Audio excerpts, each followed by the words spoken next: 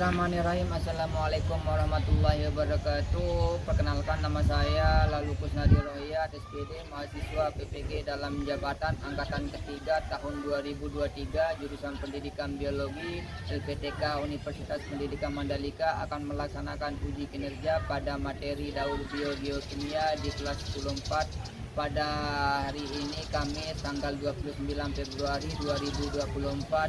Terima kasih dan selamat menyaksikan.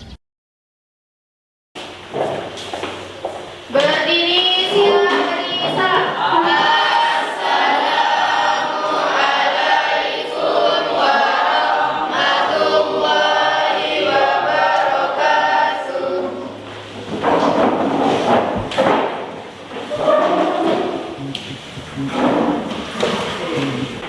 Baik, silakan ketua kelas pimpin doa dulu. Sebelum kita memulai belajar pada pagi hari ini, alhamdulillah kita berdoa terlebih dahulu. Berdoa di dalam hati mulai.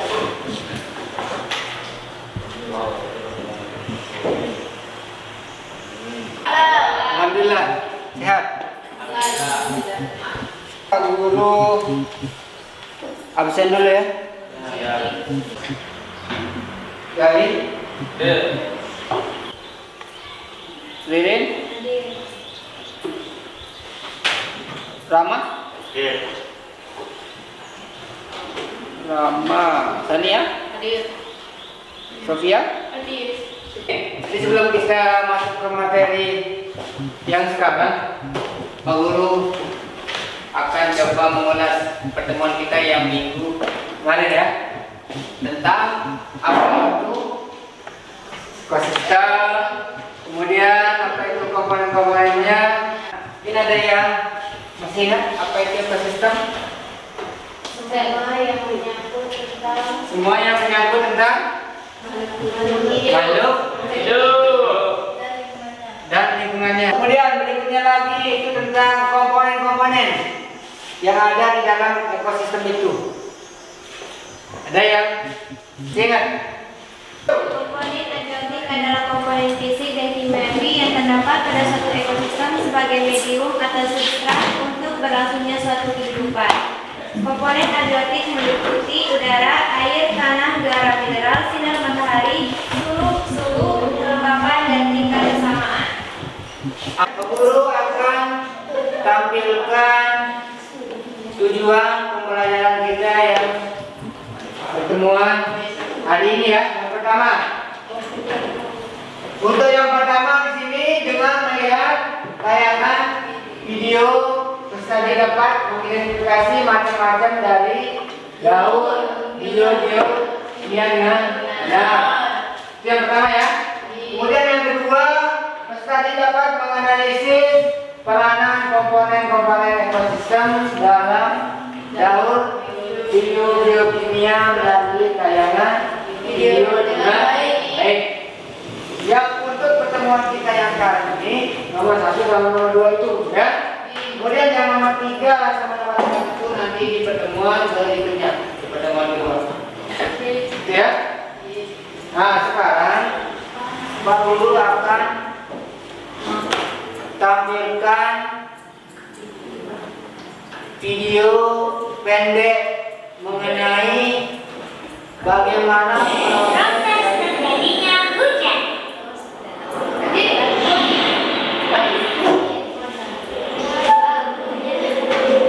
Silakan diperhatikan ya, proses terjadinya hujan.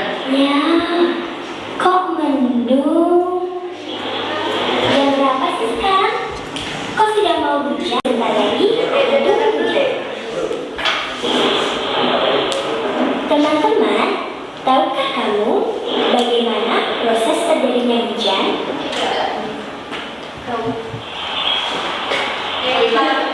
Ini diperhatikan ya, bagaimana proses dari Hujan pada mulanya berasal dari air yang berada di permukaan bumi, seperti air laut, danau, sungai, dan sebagainya, yang tersinari matahari, yang kemudian air tersebut menguap atau menjadi uap dan melayang ke udara.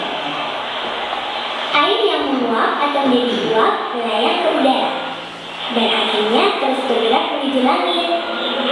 Dengan bantuan angin, uap air membentuk awan. Akibat angin atau udara bergerak, awan saling bertemu dan membesar menuju langit, atau atmosfer bumi yang suhunya rendah atau dingin, dan akhirnya membentuk butiran es dan air. Karena berat dan tidak mampu ditopang oleh angin, akhirnya butiran-butiran air atau es tersebut jatuh.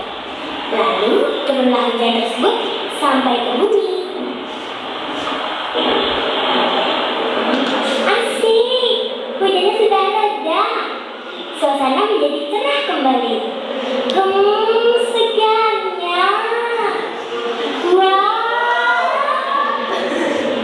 Setelah video yang tadi, bagaimana proses dari jadinya hujan? Ada yang bisa menjawab? Bagaimana proses dari jadinya hujan di video yang tadi? Menguapnya air laut. Menguapnya air laut, kemudian Lapisan atmosfer. kemudian masuk ke lapisan atmosfer, kemudian membentuk awan, kemudian Karena tidak dibawa oleh angin, terus berkumpul karena tidak bisa menahan, mengepang, terus terjadinya hujan. Perluasan bagi kelompok, perhatikan layar di depan. Untuk kelompok 1 isinya ada Abdul, Jun, Ririn, Sofia, Mita, Nova, sama Hairul. Itu kelompok 1 ya. Kemudian kelompok terakhir, kelompok 5 itu Syanti, Ismi, Gali, Ebi, Rabi, dan sama Uku. Nah sekarang silakan kalian duduk dulu sama teman kelompoknya sesuai dengan kelompoknya ini. Ayo.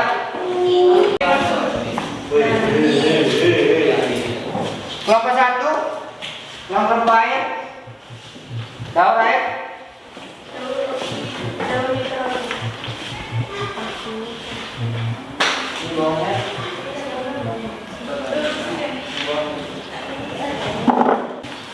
Surut.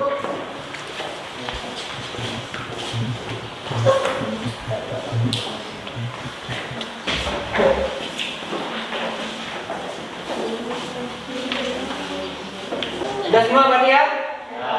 Nah, sekarang di LKPD-nya kalian itu masing-masing. Semua materi kalian cari di video berikut ini. Ya, ini aku akan tampilkan untuk materinya. Daur air, daur fosfor, dan yang terakhir daur sulfur, yaitu CO2. CO2 ini bisa bertambah jumlahnya dari proses pembuatan. Unsur nitrogen itu merupakan unsur yang paling penting dalam kehidupan. Apa yang kena? Ya, jadi tumbuhan juga akan mengalami penguapan melalui stomata yang disebut sebagai transpirasi. Sedangkan Gimana? Nah, setelah kalian perhatikan video yang ada di depan ini, kemudian di lembar kerja masing-masing kelompok ini kan sudah 10 pagi tadi, ya kan? Silakan kalian kerjakan.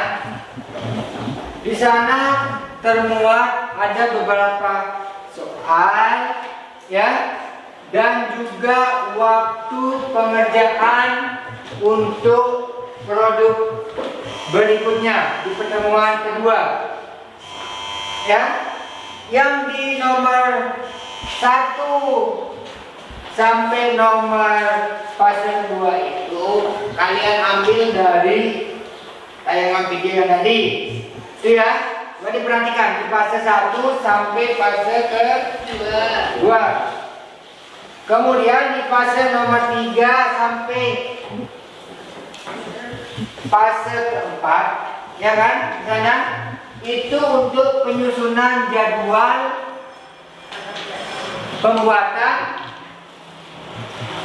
produknya. dari si Daud itu di fase 3 sama 4. Jadwalnya disepakati nanti, tapi nanti itu. Silakan kalian buat rancangan juga di sana. Sudah terang semua, sudah jelas di sana ya. Fase 1, 2, 3, 4. Nah, yang nomor fase berikutnya itu fase 5, 6. Ada kan? 5, 6 itu untuk pertemuan berikutnya. Nah, yang sekarang itu 1 sampai 4 sampai jadwalnya. Yang 5 sampai 6 itu minggu depan. Bisa dipahami? Bisa? Nah, sekarang silakan kalian kerjakan di masing-masing lembar kerja ini. Ini yang bunyi kan,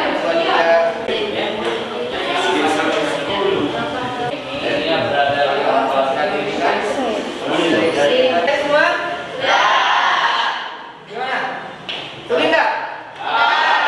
Nah ya, belajar semua. Jadi bisa dipahami kan? Bisa. Yang mau presentasi duluan? Coba. Kelompoknya air ya? Iya. Boleh. Silakan, boleh berdiri dari sana juga boleh. Di depan sini ya. Nih. Bismillahirrahmanirrahim. Assalamualaikum warahmatullahi wabarakatuh.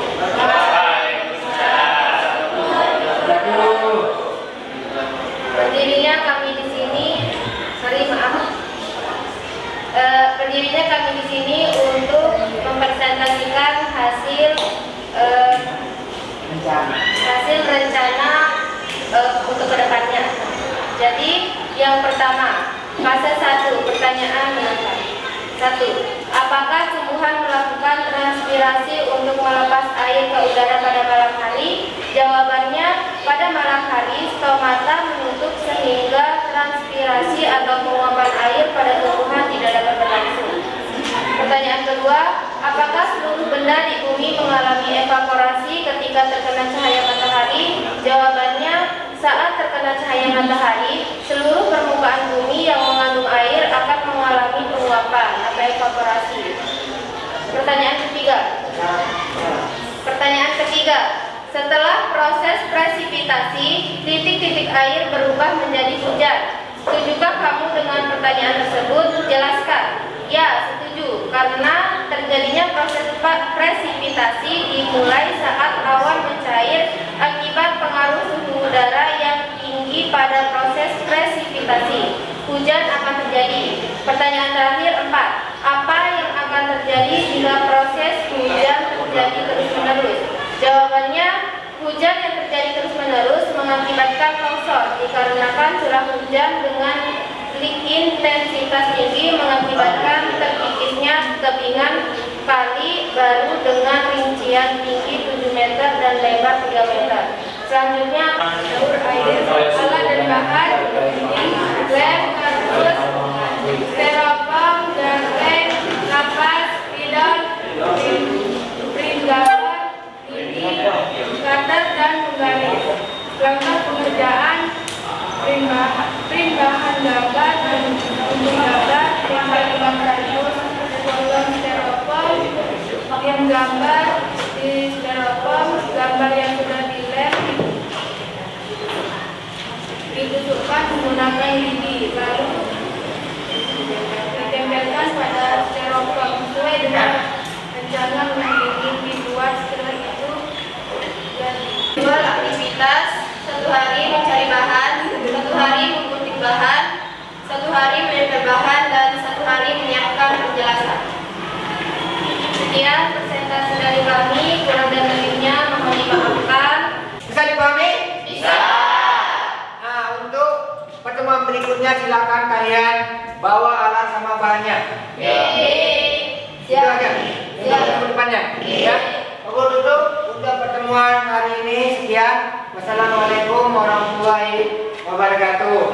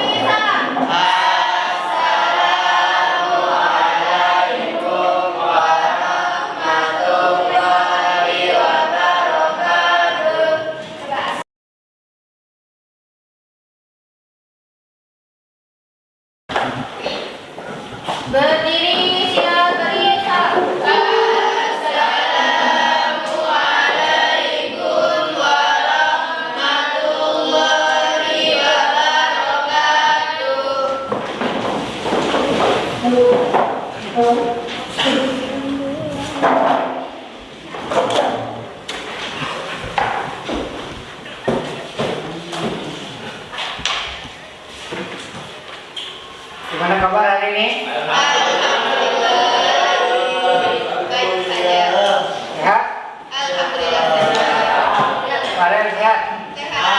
Alangkah baiknya kita berdoa terlebih dahulu. Berdoa dalam hati mulai.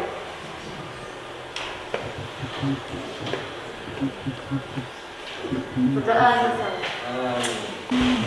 Udah bisa dulu ya.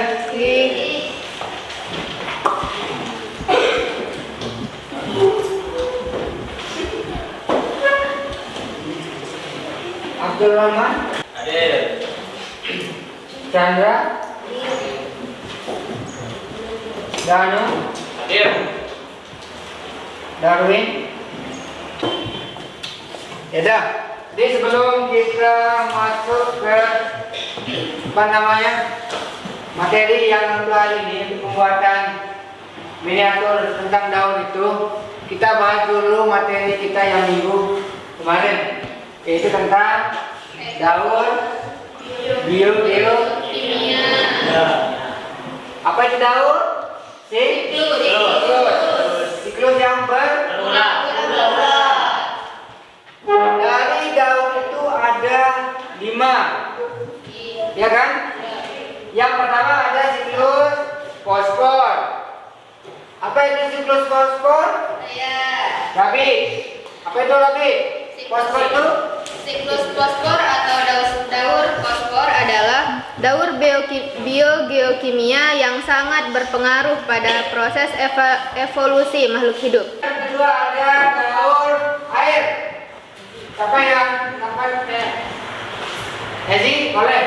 Apa Daur Hezi? ulang air adalah pengolahan air limbah yang diolah sampai batas baku mutu yang diperkenankan untuk dibuang ke lingkungan. Kemudian dilanjutkan dengan pengolahan air limbah tersebut sampai hasilnya dapat dipergunakan untuk suatu keperluan tertentu. Kemudian yang berikutnya lagi ada daun nitrogen. Apa itu? Bapak boleh.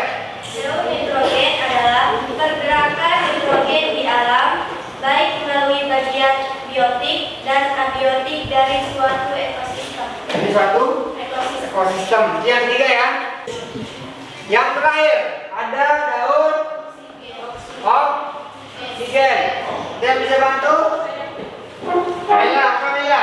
Daun karbon atau daun oksigen adalah salah satu siklus biokimia mendaur ulang unsur karbon sebagai penyusun tubuh makhluk hidup secara alami dan penting bagi kehidupan di bumi. Pengertian dari materi kita yang minggu kemarin. Yang untuk hari ini seperti yang Pak Guru bilang minggu kemarin, sekarang untuk pembuatan proyeknya kan? Proyek dari apa? Daun biokimia. Sekarang Pak Guru akan tampilkan dulu tujuan pembelajaran kita yang untuk hari ini. Yang kemarin itu kan ada 1 sampai 2. Yang untuk hari ini itu yang nomor 3 sampai nomor 4. Yang nomor 3 itu peserta didik mampu merancang proyek pembuatan miniatur sederhana tentang komponen dari ekosistem itu dengan benar. Kemudian yang terakhir itu peserta didik mampu membuat karya miniatur sederhana tentang komponen-komponen ekosistem dalam daur biokimia dengan baik. Berikutnya lagi, sekarang silakan kalian duduk dulu sama teman kelompok. Saya sama urutan sama yang kemarin ya.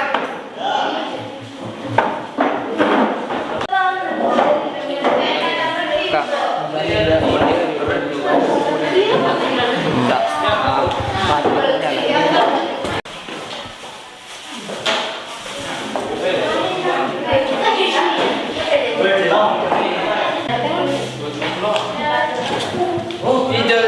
Hijau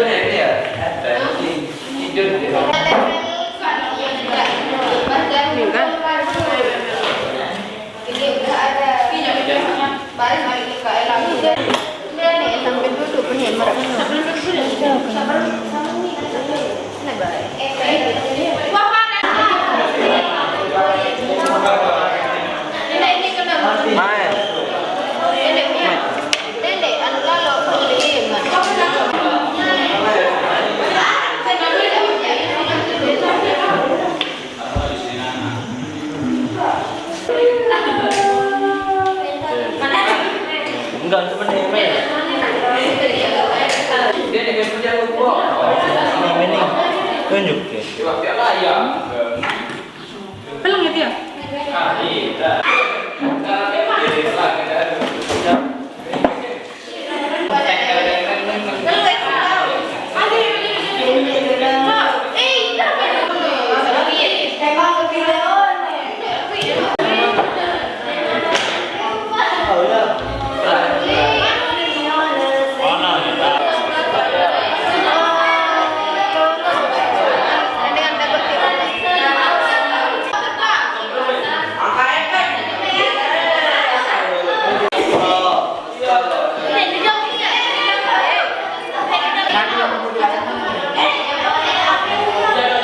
Mana di tengah-tengah kota.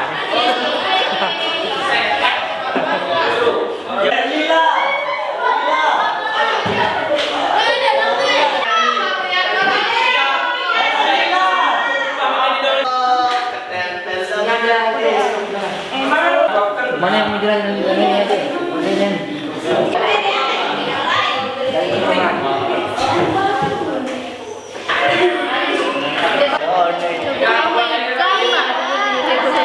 Assalamualaikum warahmatullahi wabarakatuh. Waalaikumsalam warahmatullahi wabarakatuh.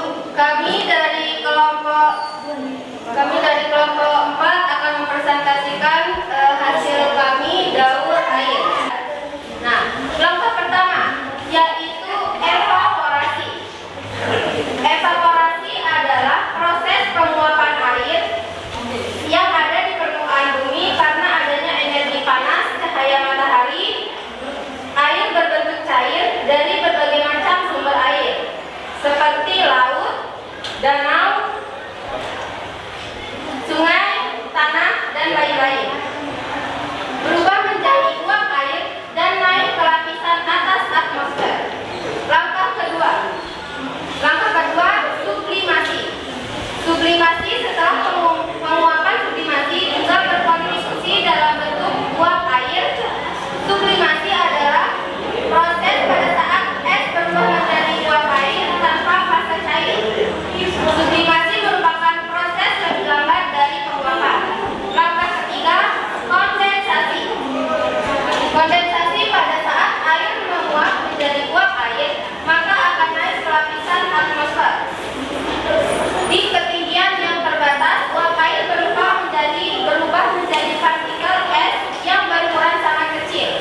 Karena pengaruh udara yang sangat besar, partikel-partikel es yang sama mendekati satu sama lain berbentuk awan dan kabut di atas langit. Langkah keempat yaitu pengendapan awan. Uap air yang terkondensasi pasti akan turun ke permukaan bumi sebagai hujan karena pengaruh perubahan suhu melewati salah satu proses di dalam air ini. Air selanjutnya masuk kembali ke lapisan litosfer. Langkah terakhir yaitu infiltrasi. Infiltrasi ini terjadi sesudah hujan. Semua air terbawa tertangkap dipasang beberapa di antaranya bergerak jauh ke dasar tanah. Air ini disebut juga air infiltrasi, air yang merembes ke dasar tanah dan menjadi air tanah. Maksudnya seperti menyerap ke dalam tanah. Air hujan itu menyerap ke dalam tanah. Itu yang disebut infiltrasi. Jadi kesimpulan dari kelompok ini adalah dari daur air adalah tanpa ada daur air maka akan dapat merusak keseimbangan ekosistem hingga air tidak dapat mengalir secara alami. Kurang dan lebihnya mohon dimaafkan, jangan terfokus dengan kekurangan kami, fokuslah apa yang kita sampaikan. Kurang dan lebihnya mohon maaf. Sekian, wassalamualaikum warahmatullahi wabarakatuh.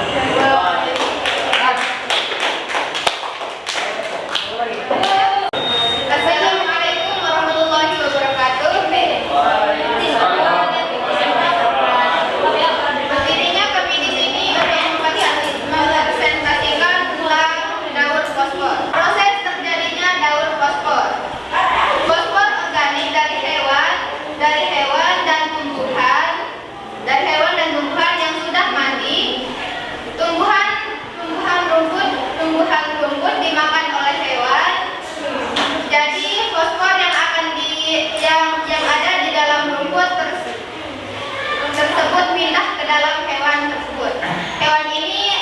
mengalami kematian dan kemungkinan akan ditanam.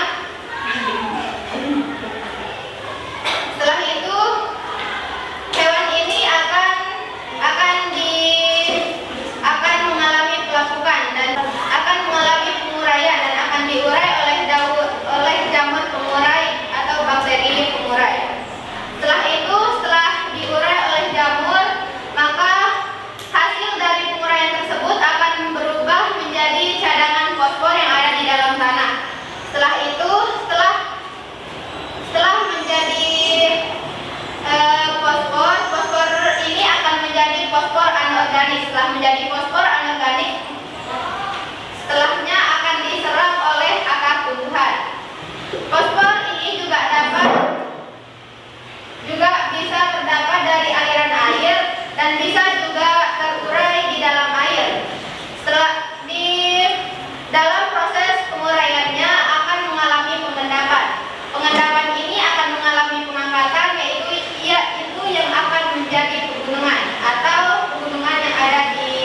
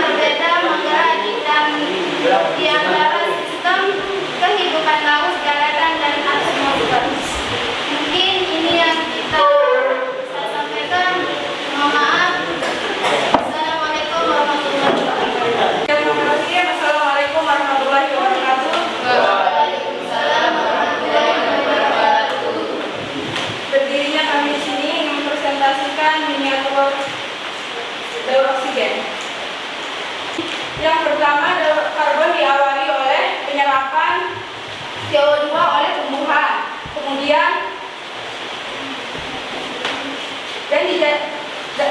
dijadikan senyawa organik melalui proses fotosintesis. Kemudian senyawa organik ini disusun menjadi amilium. Kemudian amilium diubah menjadi senyawa gula yang lain seperti lemak dan protein. Kemudian amilium ini dikonsumsi oleh hewan atau tumbuhan.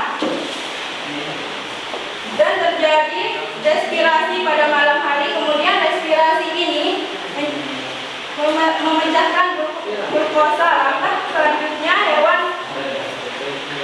mendapatkan karbon setelah memakan tumbuhan. Setelah itu tubuh hewan dan tumbuhan yang mati diuraikan menjadi karbon dioksida, air dan mineral oleh pengurai.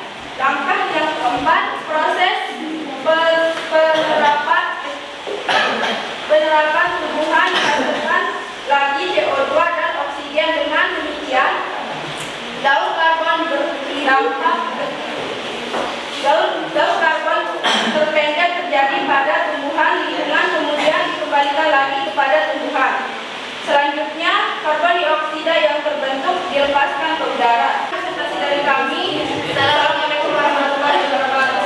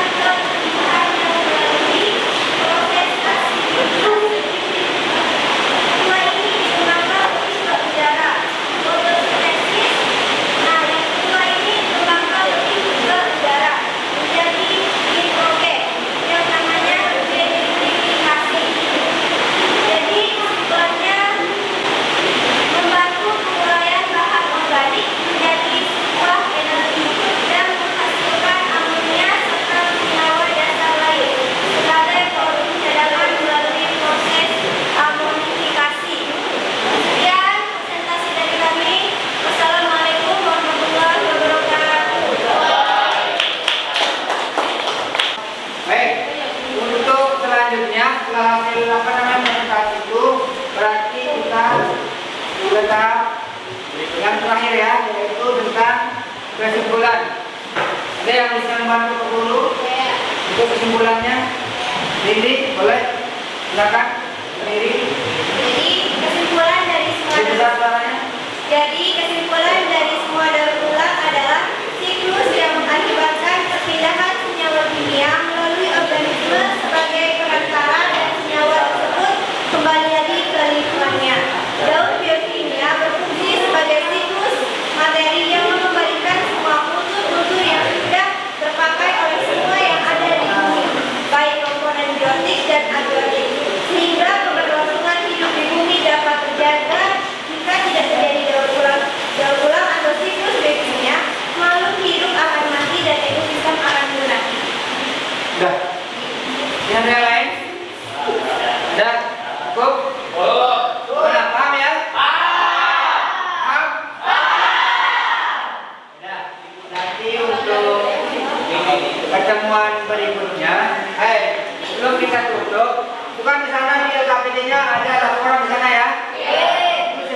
lihat isi Sudah. berikutnya, baru nanti dikumpulkan. Oke, itu aja ya. Untuk pertemuan berikutnya yaitu tentang materi ekologi. Ini masih kami. Ya, mungkin itu saja untuk hari ini. Selama bina